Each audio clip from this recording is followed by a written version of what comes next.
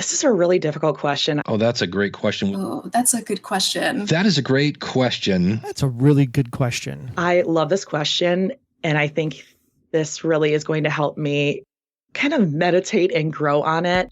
Want to hear the answers? Check out Season 2 of New Media Lab with Robert Southgate. New episodes every Tuesday.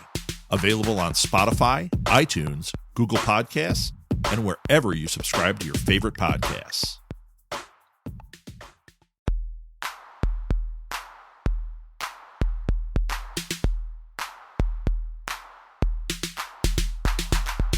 Welcome back to New Media Lab. I am so happy you have decided to join me again. I am Rob Southgate, your host. This week's guest is Andrea Klunder from Podcast Envy and The Creative Impostor.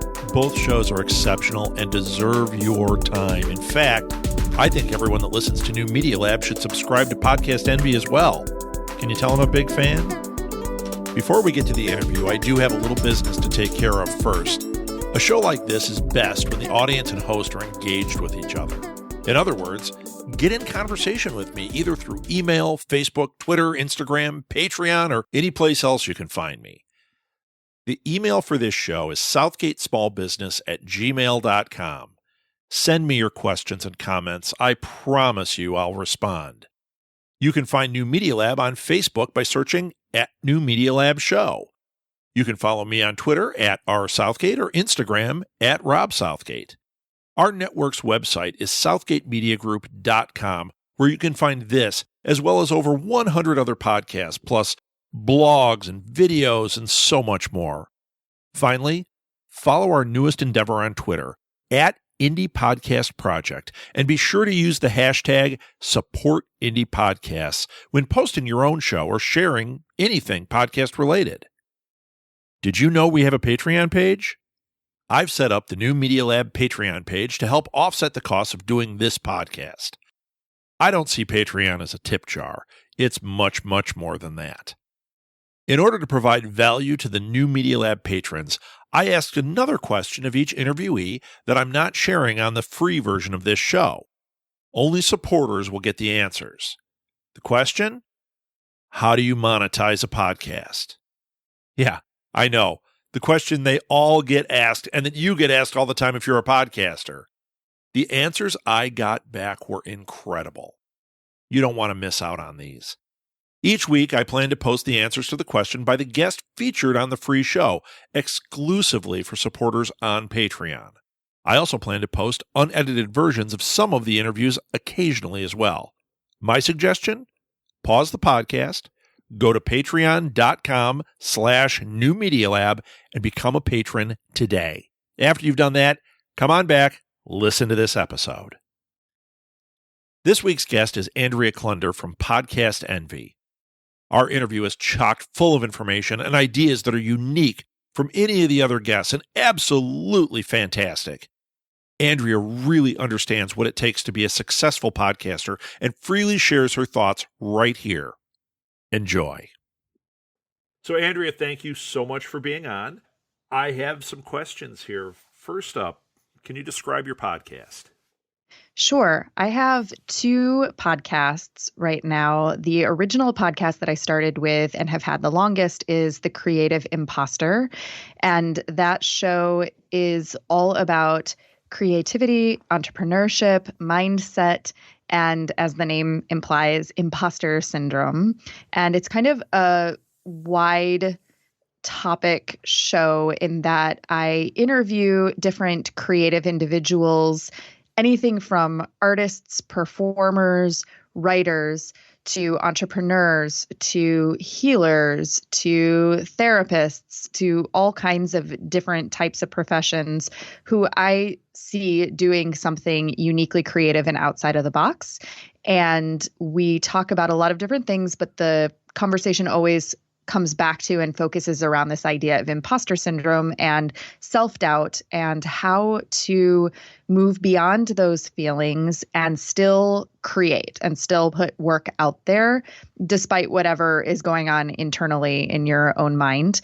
And then I also do solo episodes on that show usually riffing off of some kind of topic that came up in one of the interviews and or talking about relevant examples from my own life. That show is, at the time of this recording, currently on a little bit of a hiatus since last summer, but will be coming back with some kind of new inventive format in 2019 that I'm working on. And then my current show that is active at this moment is Podcast Envy. And Podcast Envy is a show all about how to craft a podcast that matters. So it's a lot of podcasting tips and advice beyond sort of just the what's the best microphone to use and how do I make money on my show.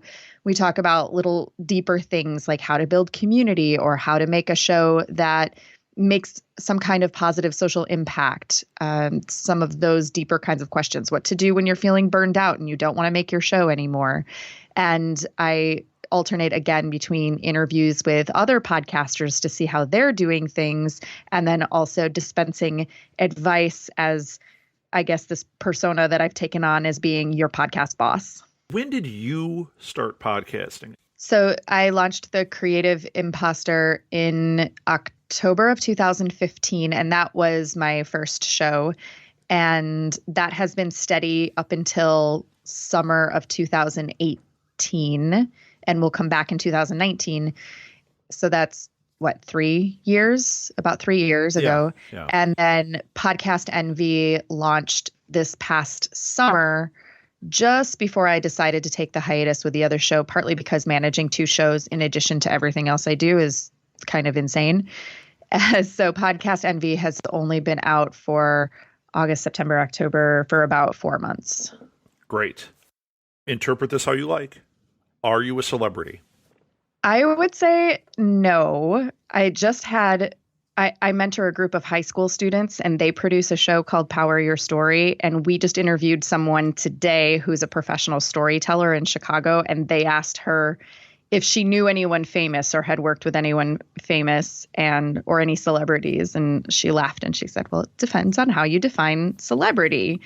And so I would say no, although I have been building more what would I say, brand awareness around myself. I would say that more and more people in the podcasting space know who I am as a result of my podcast. So I would not call myself a celebrity by any means, but definitely my network and my circle of influence has expanded since I began podcasting. Do you think that gaining audience today is the same as when you started podcasting? Yes and no. No, because I had no idea how to gain an audience when I started. I had not any shred of a clue as to how to promote my show other than just making sure that it was in as many directories like Apple Podcasts and Stitcher and Google. And I mean, at that time, Spotify did not exist as a directory, but does now. I really had no idea how to build an audience or get a following other than just telling the small network of people that I have and the magic of iTunes, basically. But now it's different because I have learned a lot more about marketing and positioning and have been more intentional and conscientious about how I'm positioning things specifically with Podcast Envy. So I just have more knowledge and more of a plan. And also my approach has changed because rather than just thinking of it as a podcast that I am promoting and marketing, I'm thinking of it as the whole brand overall. And so there are some people who may never listen to my podcast, but there's still some way in which the brand might be useful to them, or they might engage with me on social media, even if they're never going to actually listen to the podcast. What are 3 key things you've done to grow your audience? So one thing that has been huge is public speaking. And that is a combination of applying to speak at conferences. I just spoke at Podcast Movement this past summer for the first time, which was great and definitely gave me a bump in listenership. Also, I seek out opportunities here in Chicago locally to speak about podcasting and do free intro workshops. There's a place called Nextdoor Chicago that offers free classes in the evenings, centered mostly around being an entrepreneur, business startup, and that sort of thing. And I do quarterly free classes there. And that has really built up my audience and gotten more listeners for the show and also my client base, I might add. So just finding opportunities to speak about podcasting and be face-to-face with people in real time has been huge. That would be number one. Number two would be thinking very specifically about keywords in my show and in my episode titles. And I used to just rely on the magic of iTunes and Apple Podcasts to get my show out there. But with more and more shows being added to the directory every day, I feel like it's easy to get lost in the shuffle and their search isn't that great. So I'm really thinking about how I title those episodes so that they're more easily findable. And then the third thing that I've been doing is just trying to reach people however I can. And that largely has to do with social media, with creating a Facebook group to engage with people more regularly who already know who I am. And then also to, another somewhat social media platform is meetup.com. I have a local meetup group for creative women in Chicago that I've been running way before I ever was podcasting. But that group has also been a great way to get new listeners. So it's one, public speaking face-to-face with people. Two, being really conscientious and thoughtful about keyword searchability within the directories. And three is using various social media platforms to connect with people who might want to listen to the show. Excellent. So what are three key social media practices that you do? You may have answered some of it in that last question, but what would you say are three key social media practices? Yeah, so I previously disliked all social media everything. I have been very reluctant to put a lot of time and energy into social media. And so I've had to have help and coaching to get myself on board with some of this. One thing that I did that was surprisingly helpful was I recently came back to LinkedIn. So I had one of those ancient LinkedIn profiles that was like dusty, and it said I worked somewhere that I haven't worked in years, and people kept sending me messages, congratulations on my work anniversary. That was not a place that I currently work. And I revisited LinkedIn because I've started coaching other podcasters and producing shows for individuals and nonprofits. And a business coach suggested that it might be a social media platform that I come back to. So I'm very consistently posting content, original content, 5 days a week on LinkedIn. And that has been outstanding.